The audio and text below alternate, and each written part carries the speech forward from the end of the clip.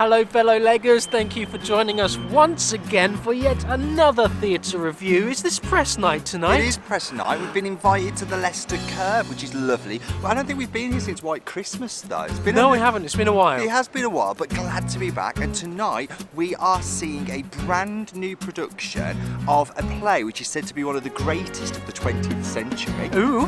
And that is The Entertainer. Starring Shane Richie. I know, right? TV and stage legend Shane Richie. So stick around to hear all of our thoughts. Please do, and find out how many stars. Whether it's break a leg or leg it.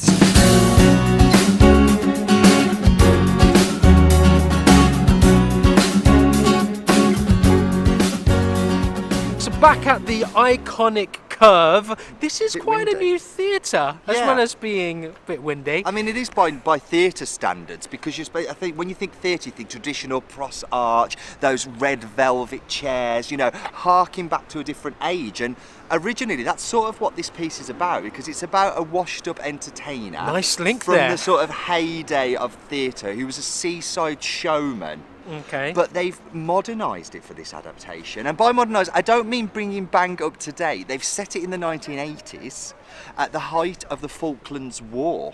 So they've done something quite radical for it. And that's different to I don't know this. I've heard of it, yeah, but I don't know I've heard of it. I've never seen it before, which is a travesty, I think, because it's got so many great reviews and several, productions harping back throughout the ages. Now, it's the story of Archie Rice, who is a stereotypical junk shop of male frailties, hits the bottle too hard and dodges taxis too often, working as a seaside showman. Now, they've got Shane Richie playing that role, right? And he started off as a red coat or a blue coat. It's something like that, yeah. He's been around for years. So surely he's going to be able to draw on all of that. Inner knowledge, okay. Yes, but outside of the glamour of his showbiz sort of career, his dysfunctional family are falling apart. Okay, so it sounds interesting. It does. Now, first produced in 1957 at the Royal Court, it starred Laurence Olivier in the role of Archie, and it was later adapted into a movie in which Olivier reprised his role and was nominated for an Oscar. Wow. Big shoes to fill, right? These big shows and these big films. I've not seen the film either. No, this is not good. I know that you can stop already with the comments of how can you not have seen it. I haven't seen it. We're often told off for not doing it, but the director Sean O'Connor has sort of put his own spin on this, probably to step away from those iconic productions. Okay. As you mentioned, TV legend known for EastEnders. I saw him in One Flew Over the Cuckoo's Nest in the Jack Nicholson role years ago, and he really surprised me. Shane Richie did. I recently saw him, although we didn't do a review for it. I saw him in Everybody's Talking About Jamie.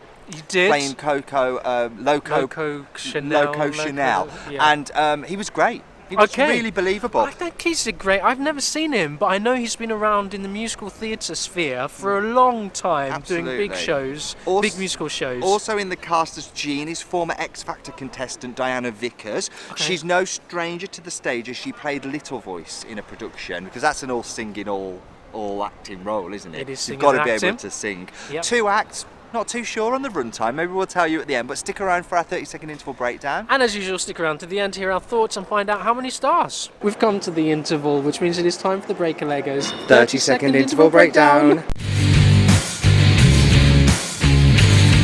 Go! What do you think so far? I am enjoying certain parts of certain performances. It's strange coming to it, not knowing it, but there's certain moments where the main character is coming to the front of the front cloth and trying to perform these comedy routines to a dry audience, which are really fun. How about you? Yeah, breaking the fourth wall a lot in this. It's interesting to see a character who's used to being such the showman that he can't separate the fact from fiction, the truth from the character. I'm hoping it pays off in the second act, because I am really struggling with some of it, to be honest with you, both performances and well, we've come to the end of The Entertainer, and I suppose it begs the obvious question, you know me, Punny McPunface, were you entertained? Oh, that's such a... Do you know, that is the worst question to ask anyone. Well, is it? Because we come to the theatre to be entertained, and that's... I mean, it's making a claim here. It's called The Entertainer. I don't think it's it's quite dark. It's quite a deep piece.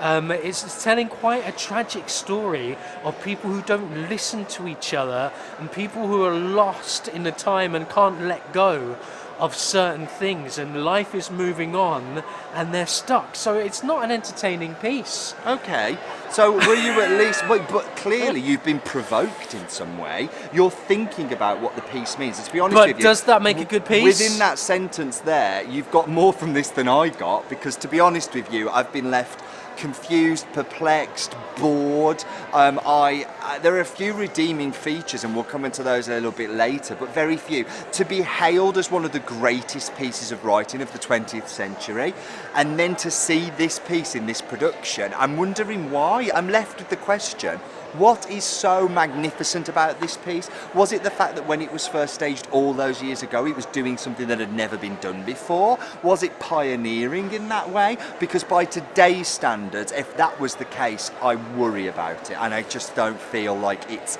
worthy of such an accolade. Now, Lega Simon, I have to say that's your opinion. It absolutely is. And that's why I'm here, right?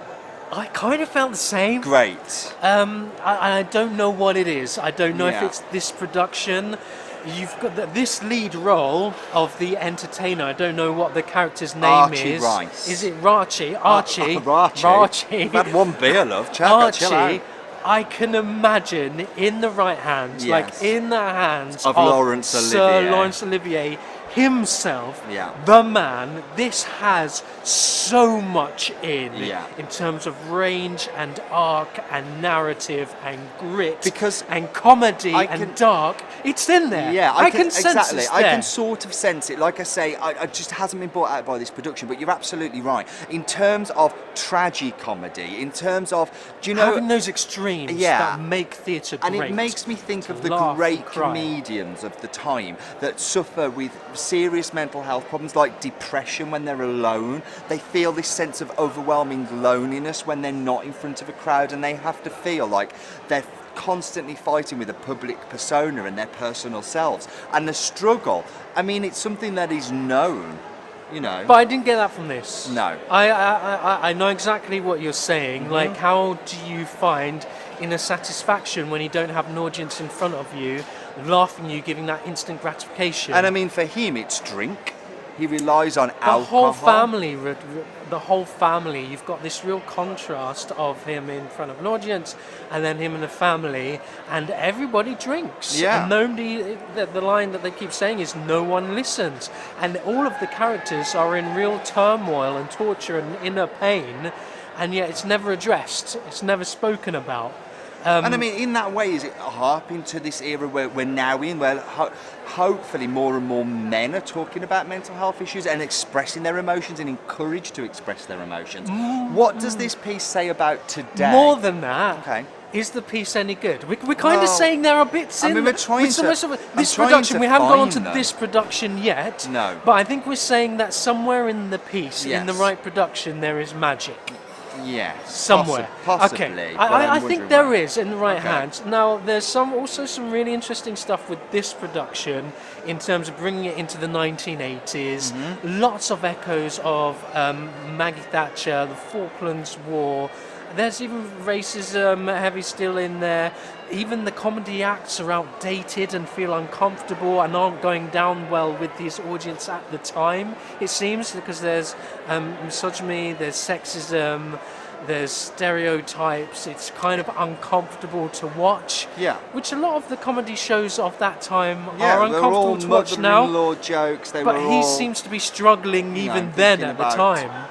Rising Damp. I'm thinking about those really sort of what was considered to be sort of okay back then, even by 80 standards, when people were being victimised for their race and stuff. People were starting to wake up a little bit and go, oh gosh, it doesn't feel quite right that we should be making fun of that. No, but we don't have anything to compare it That's to. the problem here, and I do think that is a problem for us. Is Could we be don't genius. know the original production. Yeah. We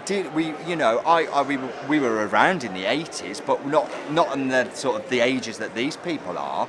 I'm struggling with it. I'm just struggling to understand what it's saying as a piece. Struggling. Does it have anything to say about Brexit? Does it have anything to say about by the racism element, you know, the sort of the damn immigrants, there's immigrants everywhere. And I mean, we're not the saying that lines everyone that are- voted to leave the is a polls- racist. No, but not there's everybody. something about kind of very British, flying the British flag Yeah. and having the British clothes. The sovereignty of it all, the proud, the stiff upper yeah, lipness the sovereignty. of it. I think that's it. And there is something that is There's referred a parallel. to in that. There is a parallel. Yeah. I feel it's forced. I feel it's just not a natural parallel. I think it feels like it's shoehorned in. But Okay. Taylor's old as time, guys. You know, there are certain areas of the UK public that have always felt that they are entitled. That they are the ones that should be in the place they're in. They're entitled to the money, the benefits, the doctors, whatever it might be. Yes. Yeah, and that's in Sorry, here. I was just looking around Okay. because I You're love trying to find this have you place. lost the point? No, no. You Before love we this carry on, place. I love the Curve Theatre. Yeah, me I love too. the setup Yeah. and the layout. If you haven't been here before, it's a real It's feat electric. of modern engineering. Yeah. They have the central stage and then 2 performance spaces on either side, 1 studio, 1 main house, and they can actually open up it's one side. They open up one side and you can see straight through into the wings, and it's just magical. You can walk around there. It's a really beautiful, lovely venue. And there's always people sort of rehearsing things here. There are street dancers downstairs. They Feels use the involved. space as a creative Yes. hub, and it really comes alive. I It's love a great this space. vibe of the Curve. But we're here to Come. see the entertainer. Which is here at the Curve. So Which there's is a here link at the there, right? Curve. Okay. So there's let's talk something about the So I performances. guess there's something that isn't working, that isn't gelling for Yeah. us personally. So let's talk about the performances. Yeah. Let's start at the top. Shane Richie. Yes. What do you think about what's going on for him? Not a great deal. I mean, I've seen him in other things. I saw him in One Flew Over the Cuckoo's Nest, as I mentioned, and I thought he was brilliant. I thought in that drama character that was trying to bring lightness to a lost situation, he played that character really well. Gosh, big shoes to fill falling into Laurence Olivier. Is he an actor of that magnitude? I'm not convinced. I really liked the stuff, as I said in the interval breakdown, the stuff he did early on in front of the front cloth, trying to Woo an drum audience, some life get a into, laugh out of people. yeah, and like getting nothing back but playing that dryness, but really giving. I thought he was absolutely brilliant. Yeah. Absolutely, I thought he nailed that. There was Unfortunately, that's something not everything. about then transposing that character into the scene. Into a family domestic situation. And I don't know what it was that didn't work for me. Early on, I thought, yes, this is working. But as it moved on, there was range there, because suddenly he was having to face some of the realities of his situation. I just wasn't sure what was going on or what his drivers were as a character. Sense of purpose was lost. Why he was how he was. I guess his dad has a big influence on him, has been, and having these racist ideas and very old-fashioned ideas, but it never quite connected as to me understanding, and therefore not entirely caring for him. So some kind of spoilers here. I have to say The that piece now. has been around for a long, long time. So then once the piece resolves and we see everything come away and we're meant to feel for him, I didn't feel for the character, personally. Has the guy got talent? Yeah, he's committed. He's a committed actor. In the right stuff, I can see him doing well. I thought it's a great singing voice at times. This soulful moment where he recreated this soulful song, I was like, wow, I'd love to see him in something where he really got to sell that soulfulness. You're just looking at me. I just didn't care about him. You're absolutely right. You summed it there. Didn't care about the character as a result of that performance. But committed. Boy, is he committed. And it's nice if... I keep saying this a lot. Yeah, you do. Moving on. Was he committed? He was committed. Okay, right, fine. We've said he's committed. Okay, who but else? I tell you who I really did like. Okay. I really did like Diana Vickers as Jean Rice. I didn't realise it was her. Okay. Only come the very end, I was like, oh yeah, that's the singer. Yeah. And yet she's here in a great solid acting role. Yeah, and she is a great, solid actress. She was believable. She was enthusiastic. I found her the most grounded of all of the actors there. You know, I knew where she was and where she was going. I really loved her performance, actually, and I'd like to see her in more. and this isn't an insult for people that, you know, because you think soap opera actors and you think, well, can they act? I'd love to see her on a soap. I'd love to see her in Coronation Street. I think she'd play a great character, and I think she's got a massive talent and a lot of range and ability. Okay, I also really enjoyed the grandpa. Pip I Donaghy. thought he did well. Yeah. I thought he suited the role really well. Seems like someone with a lot of experience to me. So I felt his experience, absolutely. I also like he's the done son. he's done a lot of Shakespeare. Okay. I can see that. Yeah. A real commanding performance. Yes, I also Yeah. like the son. Small part, but I thought he was Frank grounded Rice, as well. played by Christopher Bomwell. Let's also talk about Sara Crowe. Is it Sara Crowe? Sara Crowe, who is Olivier Award winner, former Olivier Award winner. And I loved her. I remember her from the Philadelphia adverts of my youth. Lovely. Is And it something like that? she was really great. She won an Olivier for Noel Coward's Private Lives. I mean, I didn't love her in this.